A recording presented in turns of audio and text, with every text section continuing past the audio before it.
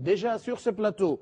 Pour le premier dossier, Guy-Patrice Ongala, vous êtes chercheur, un acteur politique indépendant à RDC, vous êtes également professeur.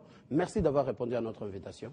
C'est moi qui vous remercie parce que c'est une rareté, hein, parce que c'est un privilège aussi. Ça fait le secante la meilleure. Et surtout que d'aucuns disent que cela est privé au public, mais quand vous commencez quand même à appeler les gens à qui il faut confiance, c'est déjà une part de parité égalitaire. Et je pense aussi un bon sens aussi d'une réconciliation avec le peuple. D'accord. On y va directement. Je commence avec cette question du dialogue où on sent l'Union européenne qui donne son point de vue, qui n'est pas d'accord avec cet accord. Votre point de vue? Bon, d'abord, je suis inscrit dans leur logique, qui se veut être une logique formelle. Vous savez, on devait s'y attendre, c'était vraiment prévisible. Quand vous parlez d'un peuple, il faut savoir le définir. C'est ce que j'ai toujours souhaité aussi chez nous pour qu'on arrive à cette étape de la maturité critique d'une nation, la masse critique.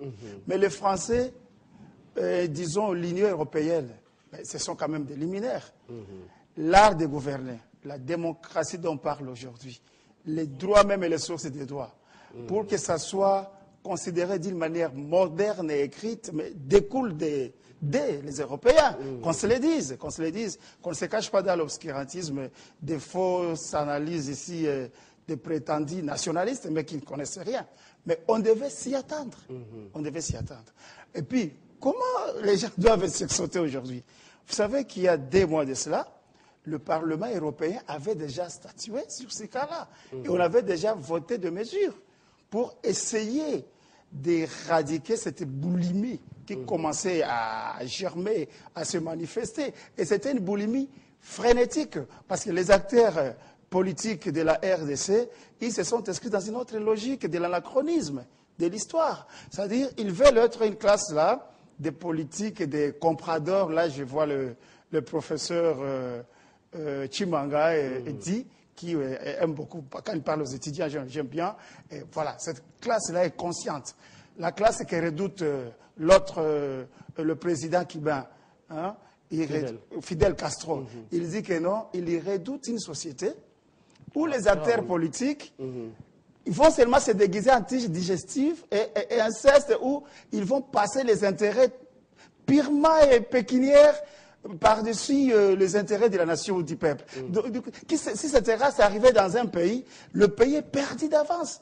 Et c'est ça le cas de la RDC. Vous pensez que c'est ça la vision de l'Union C'est la vision de l'Union européenne parce que... Oui, carrément une ingérence. Attendez d'abord. Il n'y a pas...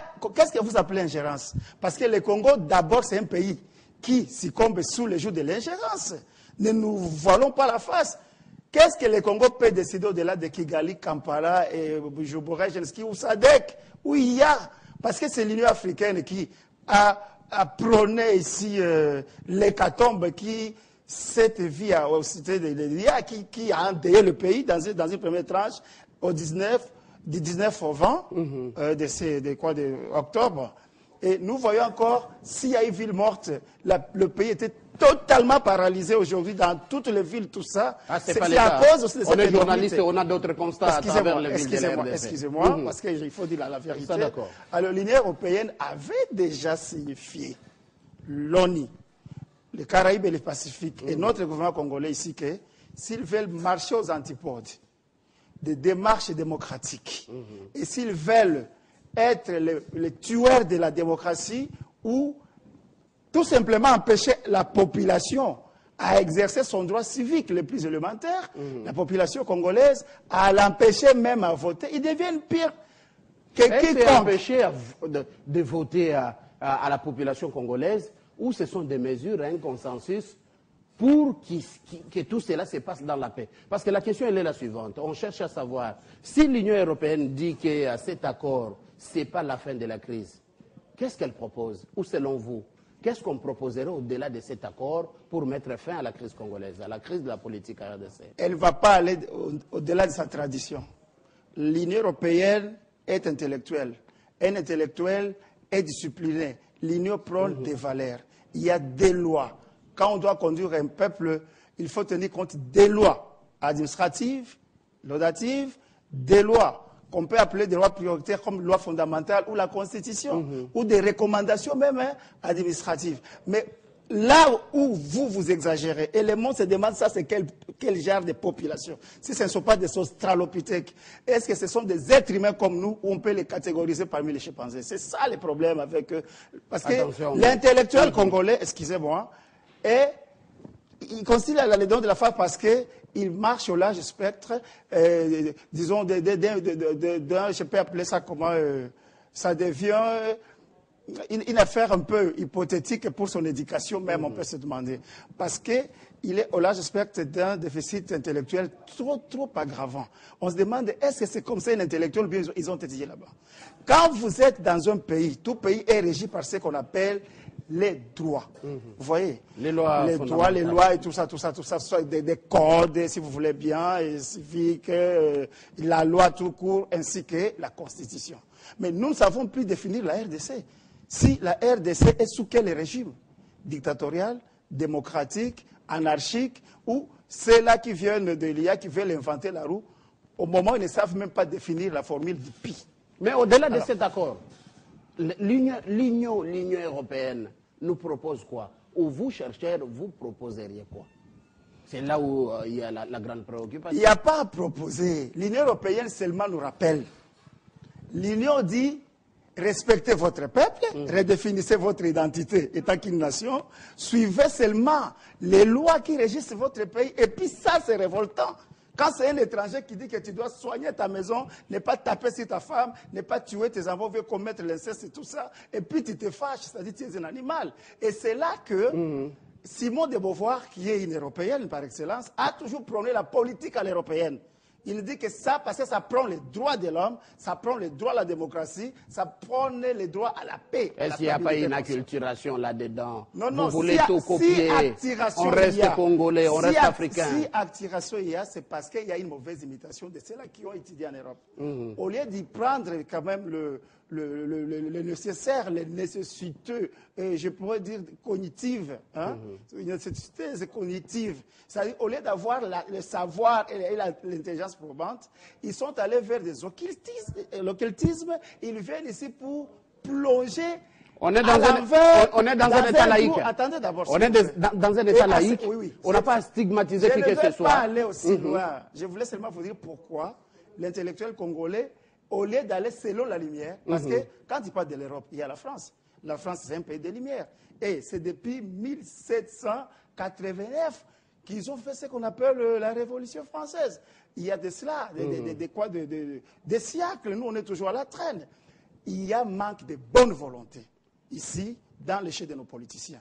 C'est pourquoi l'homme éclairé comme l'Européen, l'homme éclairé comme l'Américain, parce que là, vous ne m'amenez pas sur le terrain de Barack Obama, pourtant c'est là où se trouve la solution. L'homme éclairé comme celui de l'Afrique, Caraïbes et Pacifique ont déjà signifié la RDC, sauf ça ne passe pas seulement au sein de l'IA parce que tous ils sont solidaires, tous ce sont des petits dirigeants bandits qui veulent à tout moment marcher sur leur constitution et qui veulent toujours maintenir le peuple sous les jougs de l'esclavage et qui veulent garder la vérité sous les verrous. Pourtant, que je vous pose cette question. Nous revenons sur l'Union européenne en disant ceci. Ils ont vu juste, sauf qu'ils font l'amalgame eux aussi. Au sein de l'Union européenne, il y a une certaine complaisance affichée. Je ne sais pas si c'est sous influence de peut-être les Belges, parce que le plus souvent le malheur du Congo ne vient que de la Belgique. Or, elle a quand même un ton à donner. La Belgique est composée par 7 parlements. Nous ne savons pas quel est ce parlement qui décide quand il s'agit de la RDC. Parce qu'ils ont forcé l'amalgame. Quand ils ont déclenché les sanctions contre la RDC, ils voulaient le situer dans les délais constitutionnels. Ils voulaient qu'on... Et c'était la solution. C'était la solution. Est-ce que les sanctions pouvaient, coûte que coûte, imposer à la RDC de respecter ces délais constitutionnels, alors que les contraintes amenaient et la CENI et le gouvernement techniquement au-delà des 19 Merci décembre. pour les détails techniques que vous m'amenez. L'Union européenne est scandalisée comme le reste du monde. Parlons de la communauté internationale, parlons de Barack Obama qui a fait de la RDC son dossier d'urgence depuis... Mais ne faites pas les avocats. Depuis les 9, je dois être les avocats des justes, les gens, les innocents qu'on accuse injustement. Et à contrario, je ne peux jamais être avocat des malfaiteurs et des sanguinaires. Ça c'est normal. Oui. Est-ce que les sanctions étaient une Je solution? vous informe, monsieur le Là est la parce que question. les Congolais ne savent pas ça. Les sanctions ont été déjà prévues d'avance. C'est parce que les Congolais n'ont pas la culture de lire. Ils sont là seulement pour être animés par le fanatisme, ainsi que ce que j'appelle, moi, dans ma recherche, j'ai appelé mon paradigme, je l'ai appelé ceci la politique du maire. Les Congolais sont là pour seulement faire valoir leurs humeurs. Les émotions, oui, les émotions. Alors, aujourd'hui, nous avons d'abord une matière qu'on doit critiquer, c'est-à-dire les accords frauduleux qui viennent de l'Union, de la Cité de l'Union africaine. Ce sont les accords des écuries qui regorgent en eux 25 articles. Et vous allez voir qu'il y a eu 25 composantes. Chacun a dit, moi je vais me retrouver ceci. Mais vous voulez vous retrouver où? Parce qu'il faut parler d'un État, il faut parler d'un pays, il faut parler de son peuple. Alors la RDC n'a plus un profil propre que je vous pose des questions. Est-ce que ce n'est pas une solution de dire, on n'a pas convoqué l'électorat en septembre, ici, 2016, on se convient un consensus, on convoque l'électorat en octobre 2017. Où est le mal? Au nom de la paix, on va préparer à... Le mal est absolu et il est parfait parce qu'il y a question de mauvaise foi. C'est une mauvaise volonté. Ils ne veulent pas. Mais je le comprends. Vous savez qu'ils sont arrivés à la phase de leur finitude. Et comme ils ont toujours marché à tâtons, ils ne savent pas planifier. Là, leur navire commence à prendre l'eau. C'est les sauves qui paient. Vous ne comprenez pas le langage. C'est les sauves qui payent. Il y a péril en demeure. Alors, ils tâtonnent comme ils veulent, comme ils peuvent. Cependant, les gens qui savent bien travailler comme Barack Obama, le 9 juillet 2014, Barack Obama fit de la RDC son dossier d'urgence devant le Congrès américain. Sur FO 13314, ils ont fait de la... Barack Obama a voulu que le Congrès américain puisse voter cette loi. Et la loi fut votée. Quelle est cette motivation? Si vous lisez rien que le titre, il dit que Barack Obama, avec le Congrès américain, il constate que la RDC, c'est le seul pays au monde qui est dirigé d'une manière très dangereuse, une manière qui expose sa population à la perte et à la disparition, même d'un État pour parler de la balkanisation. Nous y sommes arrivés. C'est une question d'amour au peuple ou c'est question d'intérêt? Soyons clairs. Ouvrons le dossier. Le paradigme de Barack Obama va au-delà de ce que vous pouvez penser comme disons, intérêt économique et autres. Attendez d'abord, par ce qu'on appelle le valeur, le prisme même, ce qu'on appelle modèle de bonne gouvernance, parce qu'ils prônent l'altruisme. Mais ici, il y a une euphorie égocentrique dans le chef de nos dirigeants. Chacun fait seulement se retrouver, ou sa famille, pour que sa famille soit à l'aise, ou son pays d'origine, pour que son pays d'origine soit à l'aise. Attention aux mots. Attendez d'abord. Parce que les Congolais... On est en RDC. Vous plaît, on est en RDC. Quand même il y a certaines choses qu'on ne va pas permettre. Laissez-moi terminer mon hypothèse. Faites ça une bonne chaîne quand même cohérente. Et toi, tu es un bon journaliste. Il ne faut pas suivre... Hein, c'est pas chaque thèse qu'on doit... J'ai parlé d'hypothèse. Vous pouvez aussi contre-attaquer. Alors là, vous m'avez perdu. Mais qu'est-ce qu'il faut faire? La RDC telle qu'elle est là, le navire prend l'eau. Mais ils ont déclenché, c'est dans des lois universelles maritimes, je ne sais comment. Quand un navire est en détresse, on a toujours déclenché un cri d'alarme qu'on appelle le SOS. Alors, le monde entier, quiconque attend le cri vient. C'est ainsi que Barack Obama, les cris sont parvenus jusqu'à ses oreilles. L'Union européenne... Pour lui, c'est bon, c'est pas de l'ingérence. Bon, pas de l'ingérence parce que sur le principe de l'ingérence humanitaire, il ne pouvait qu'intervenir. Intervenir dans quoi? Dites-nous, peut-être nous on ne voit pas, et d'autres Congolais qui vous suivent. Qu'est-ce qu'il y a? Il faut lire le texte. Les textes sont là. Il faut lire d'abord avant d'attaquer. Tout ça seulement parce qu'on n'a pas organisé les élections. Ça n'est un. Parce que quand vous ne voulez en pas, décembre, toutes ces sanctions. Quand vous ne voulez pas organiser les élections. Seulement pour les élections. Pour des motifs purement égocentriques. Oui, aussi minimalistes ou obscurantistes. À ce moment-là, vous êtes comme un sorcier, vous êtes comme un terroriste qui veut déclencher une bombe atomique.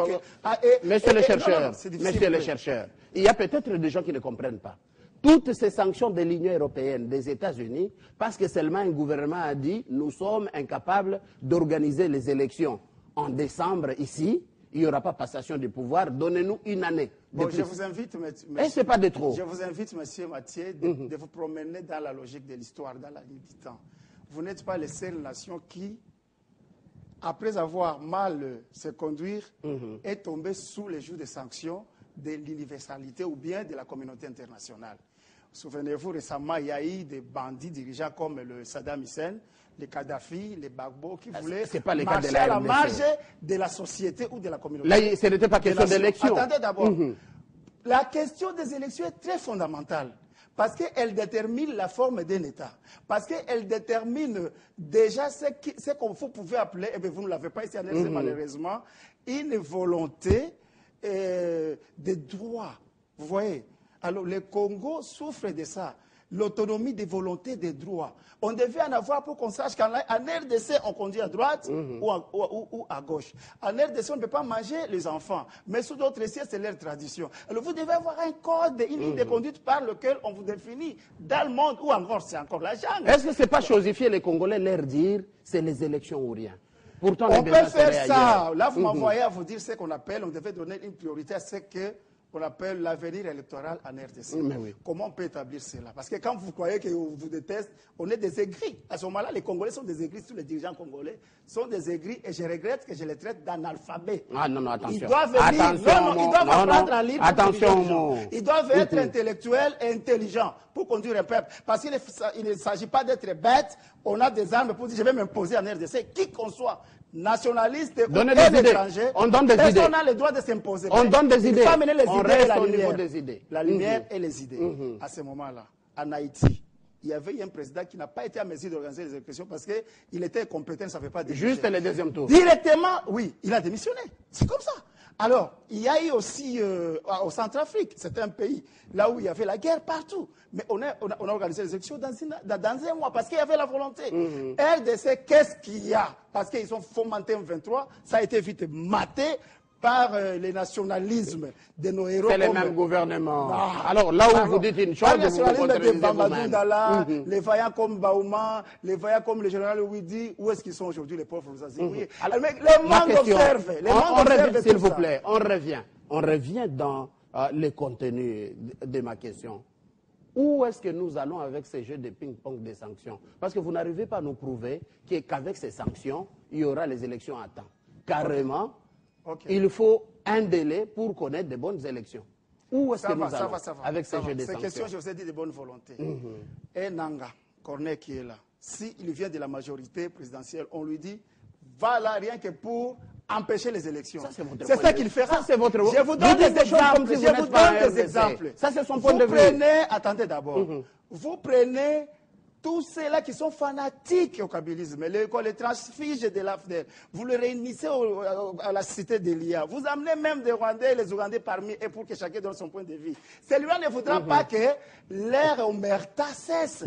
Ils voudront toujours être là. Alors moi, c'est que je vais chercher des bonnes volontés. Comme les gens qui sont regroupés là, à l'imité, bon, disons la France. Pour vous prenez un autre dialogue.